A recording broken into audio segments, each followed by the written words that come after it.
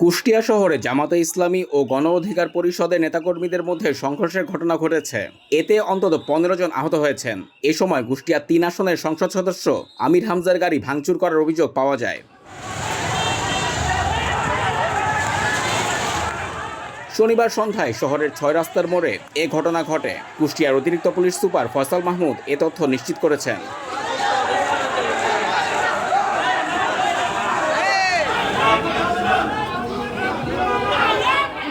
স্থানীয় সূত্রে জানা যায়, গণ অধিকার পরিষদ 2 জনের দল সম্প্রতি আমির হামজার এমন বক্তব্যের প্রতিবাদে তার বাড়ির সামনে বিক্ষোভ সমাবেশের ডাক দেন দলটির কুষ্টিয়া শাখার সাধারণ সম্পাদক আব্দুল খালেক। বিকেল 5টা থেকে গণ অধিকার পরিষদের নেতাকর্মী সেখানে অবস্থান নিয়ে বিভিন্ন স্লোগান দেয়।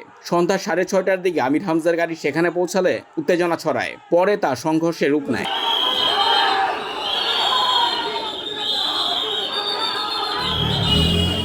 এ ঘটনায় সাংসদ আমির হামজা অভিযোগ করে বলেন, গণ অধিকারের খালেক ও তৌকির তার গাড়িতে হামলা চালিয়েছে। এই হামলায় তার দলের 7 জন আহত হয়েছেন।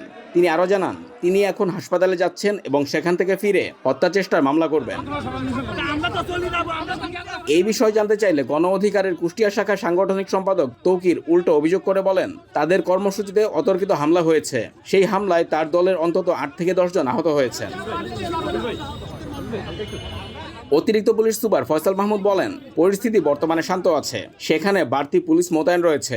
দোষীদের দ্রুত আইনের আওতায় আনা হবে।